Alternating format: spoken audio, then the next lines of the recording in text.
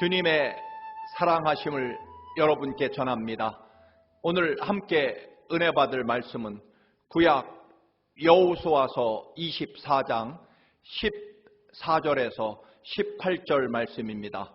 구약 성경 357쪽입니다. 다 함께 봉독하시겠습니다. 그러므로 이제는 여호와를 경외하며 온전함과 진실함으로 그를 섬기라. 너희의 조상들이 강 저쪽과 애굽에서 섬기던 신들을 치워버리고 여호와만 섬기라. 만일 여호와를 섬기는 것이 너희에게 좋지 않게 보이거든 너희 조상들이 강 저쪽에서 섬기던 신들이든지 또는 너희가 거주하는 땅에 있는 아무리 족속의 신들이든지 너희가 섬길 자를 오늘 택하라.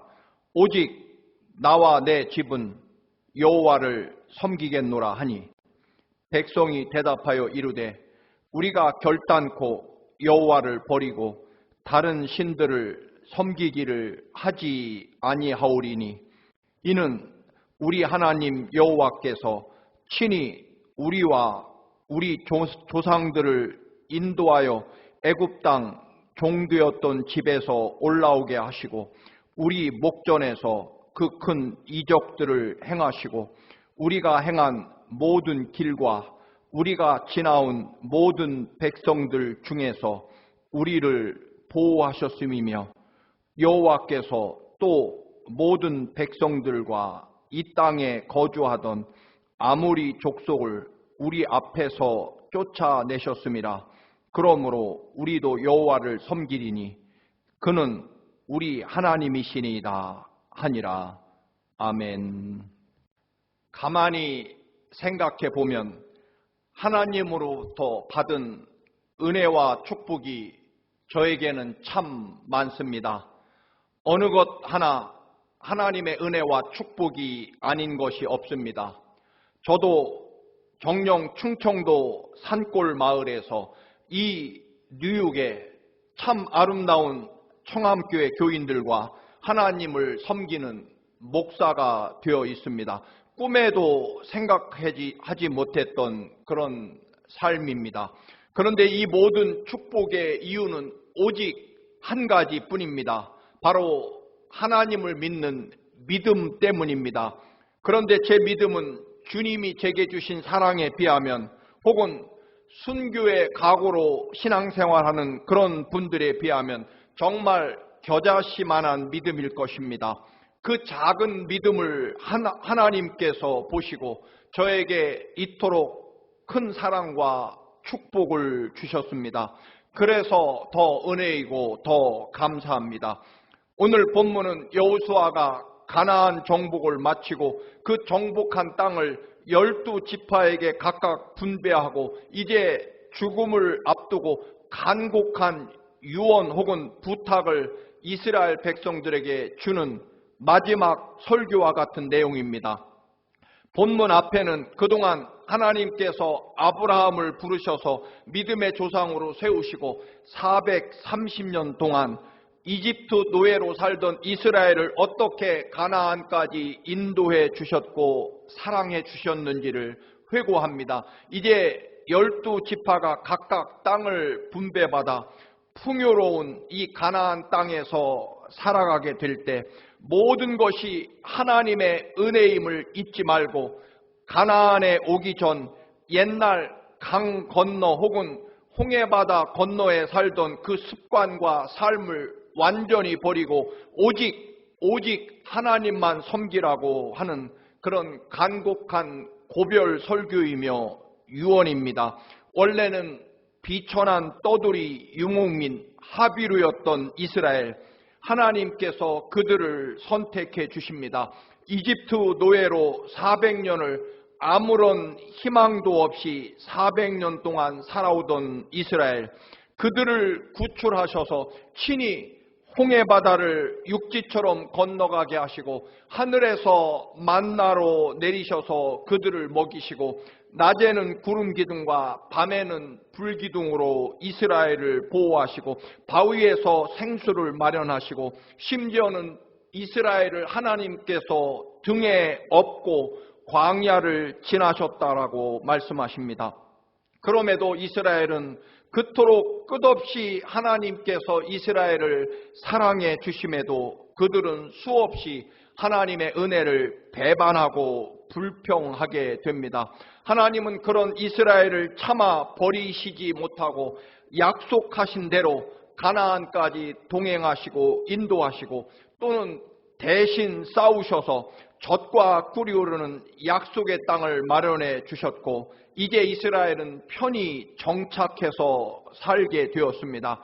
광야 그 모진 사막에서 40년 동안 모래바람과 목마름과 배고픔 속에서 그들은 혹독한 시간을 보냈고 이제 또 요단강을 건너서는 약 7년 동안 여리고성에서부터 가나안 정복 전쟁을 정말 목숨 걸고 피해 정복 전쟁을 치르게 됩니다.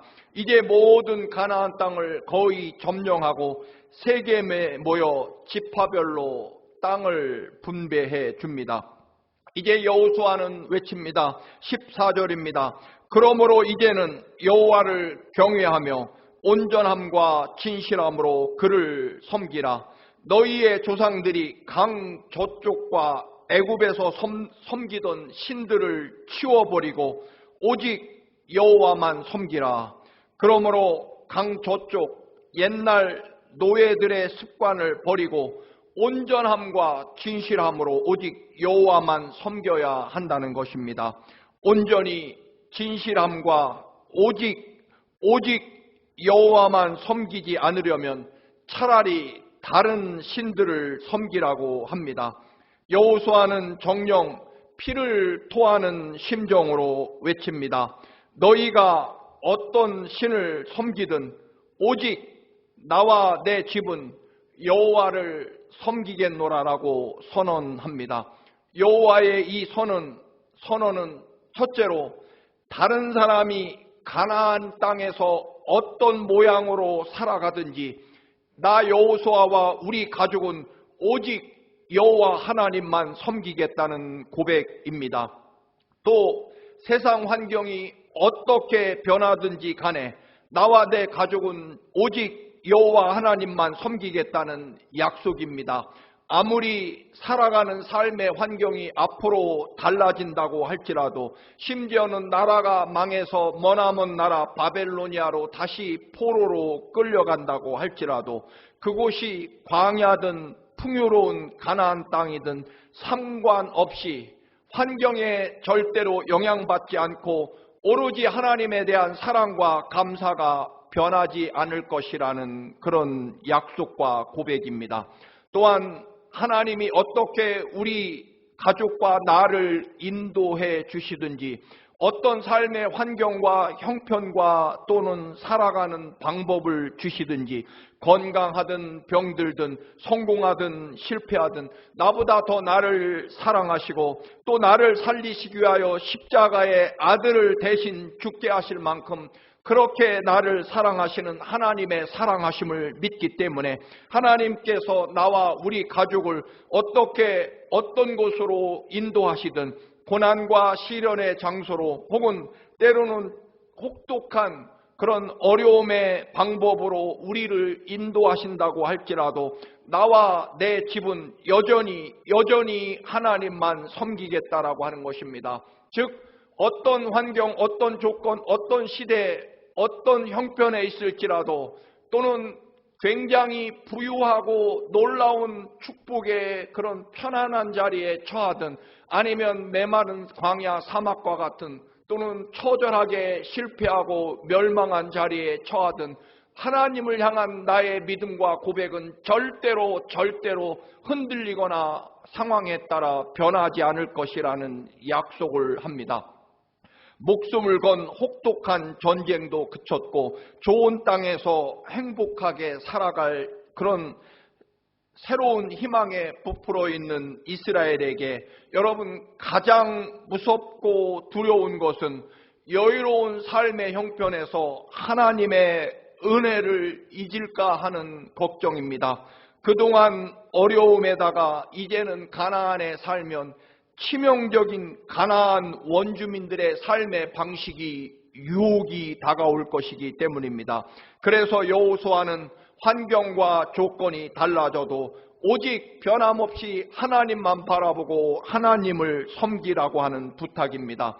여호수아는 나는 그렇게 살겠다는 것입니다.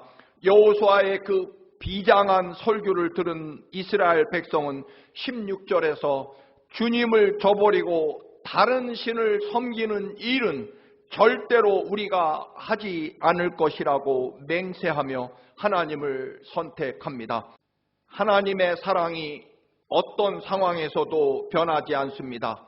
하나밖에 없는 아들 예수 그리스도를 십자가에 죽게 하시면서 그렇게 우리를 사랑하시는 모든 하나님의 사랑이 우리에게 있기에 세상이 아무리 요동치고 사람들이 제 아무리 변해갈지라도 우리는 하나님만 섬기겠다는 것입니다.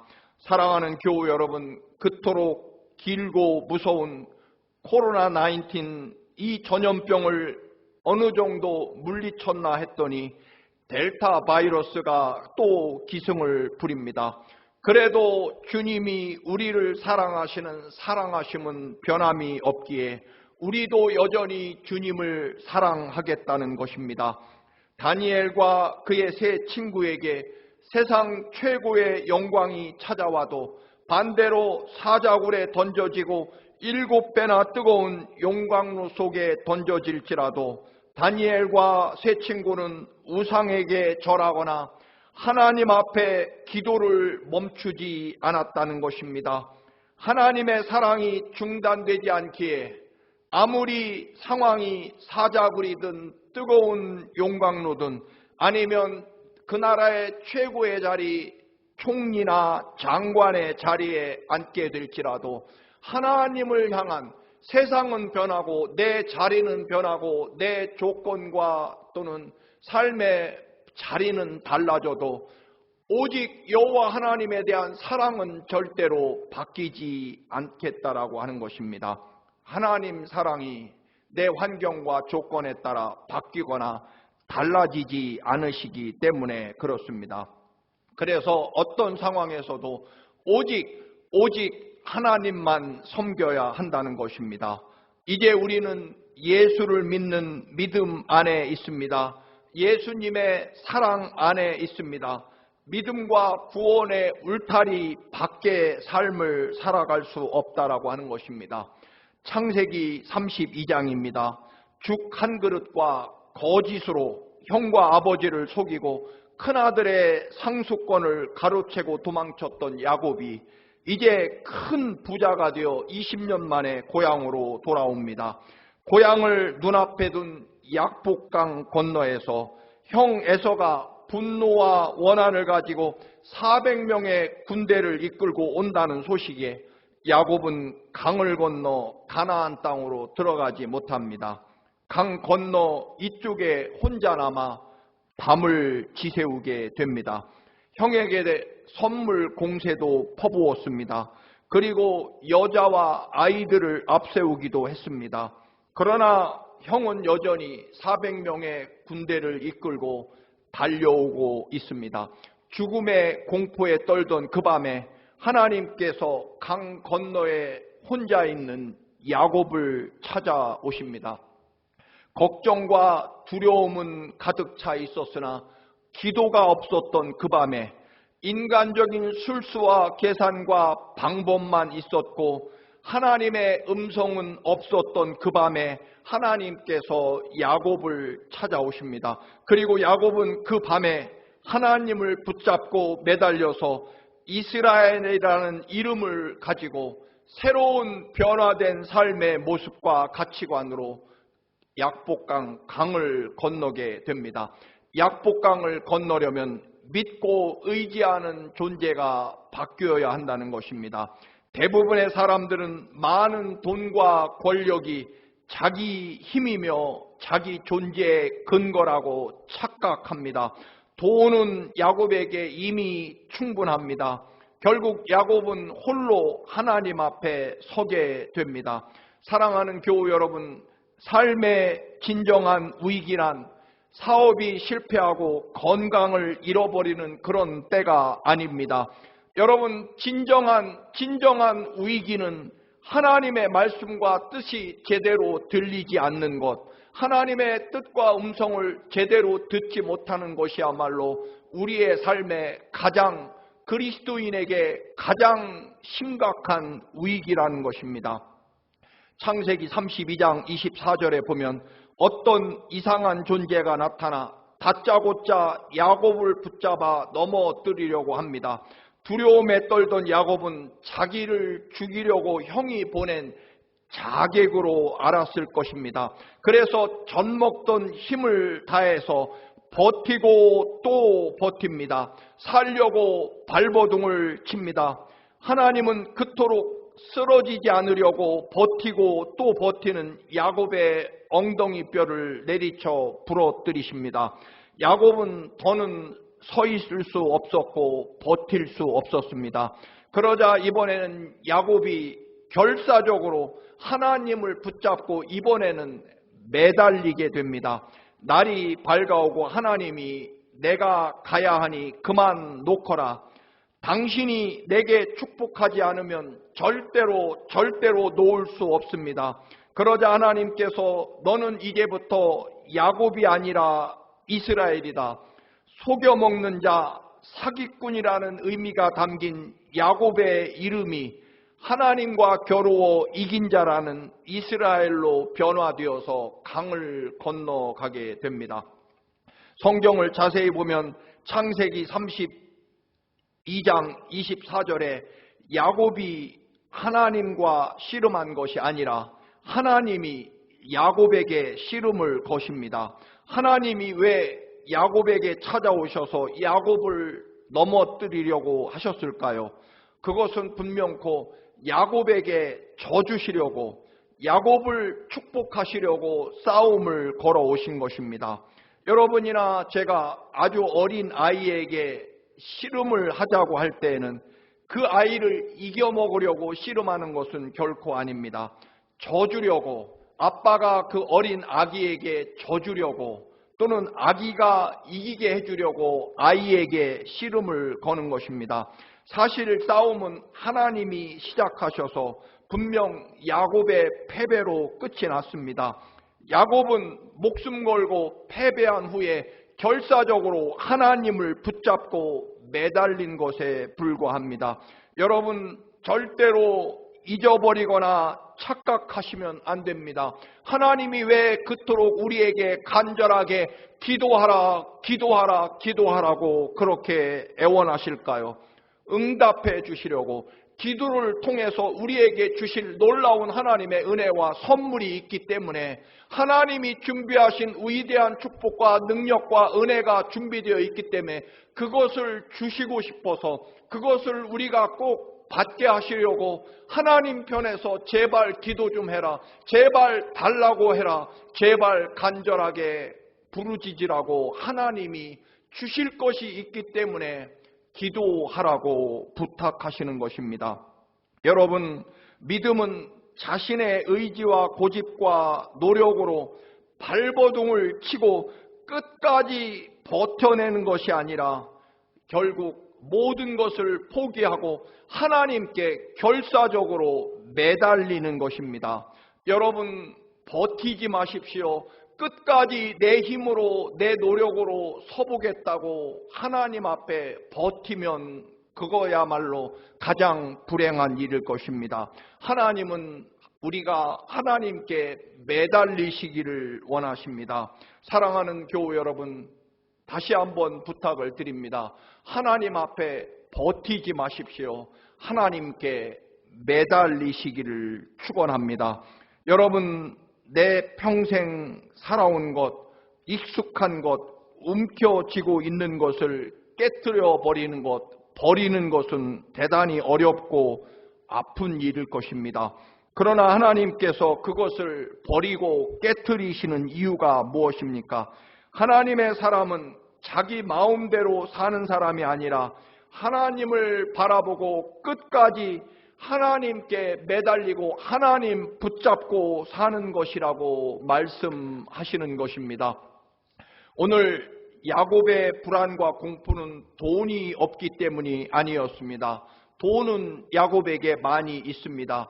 결국 야곱의 가치관과 믿음이 변화되지 않았기 때문이었습니다. 오직 하나님의 은혜가 있어야만 산다는 확실한 가치관을 가지고 강을 건너가야만 되었기 때문입니다. 이제 여호수아도 오늘 이스라엘에게 말씀합니다. 너희들이 강 건너 저편에 있었던 습관과 가치관, 이런 것들,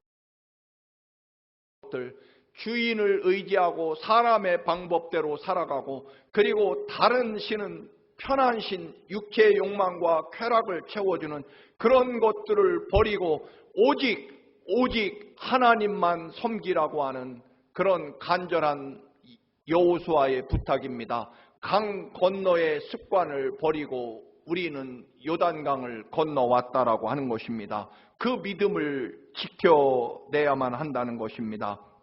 여러분, 우리 자신이 변화되지 않으면, 우리가 옛날 습관을 버리고 예수 그리스도 안으로 들어오지 않으면, 예수 그리스도 안으로 우리가 늘 머물지 않으면, 예수 그리스도에게 온전히 내 삶을 드리고 맡기고 그 주님을 붙잡고 있지 않으면 우리의 삶은 결국 어느 날 먼지와 같이 사라질 것입니다.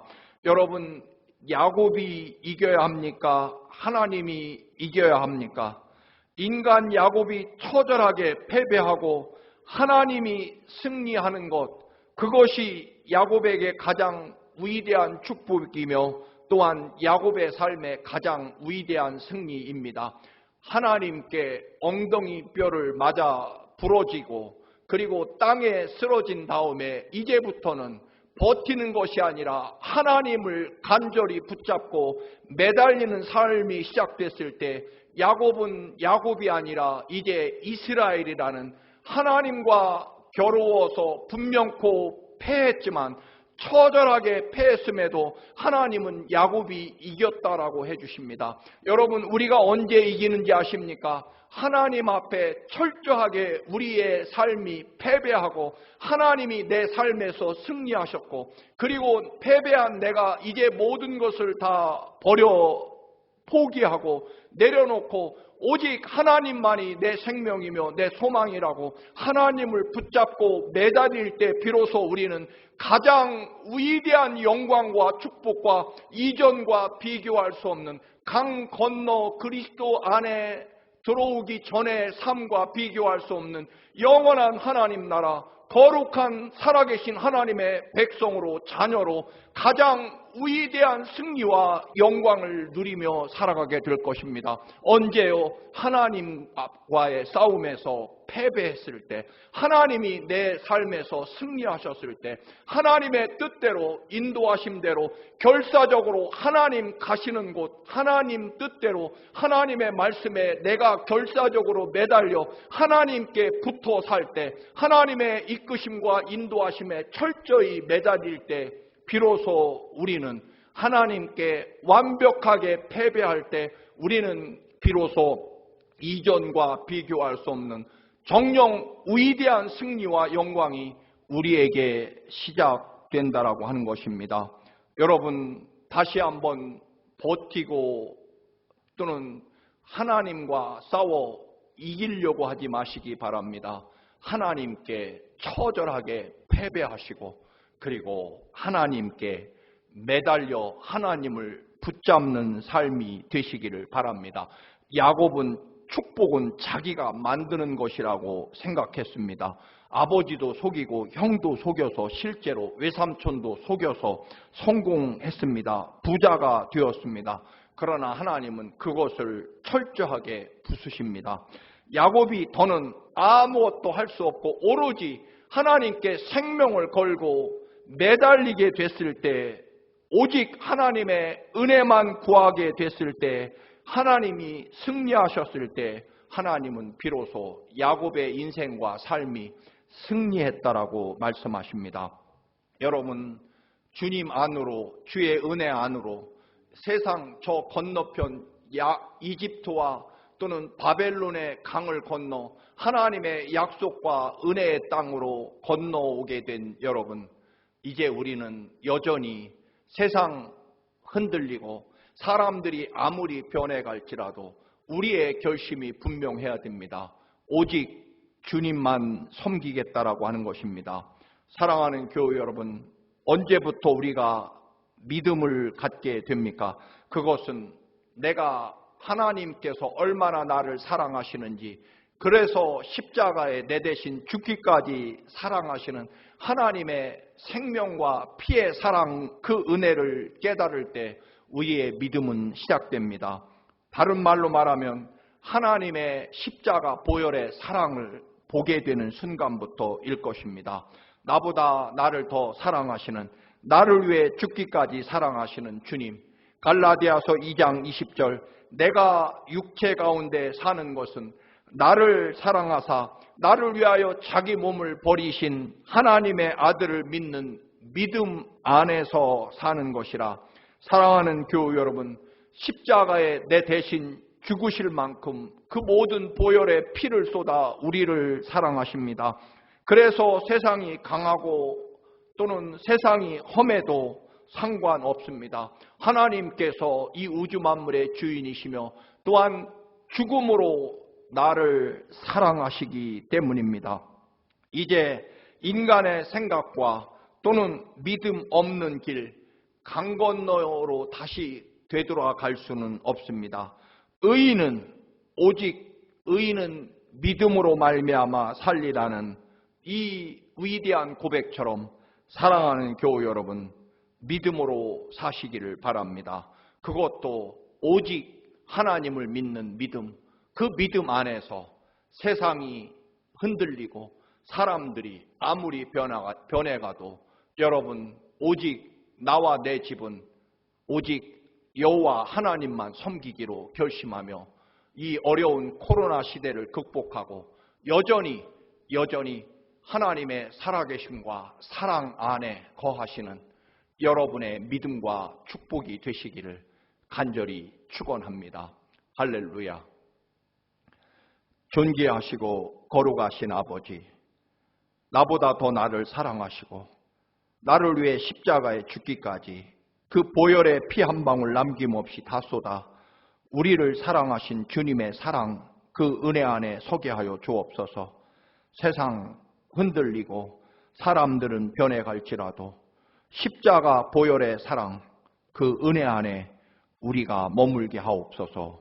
오직 나와 내 집은 여호와 하나님만을 섬길 것입니다.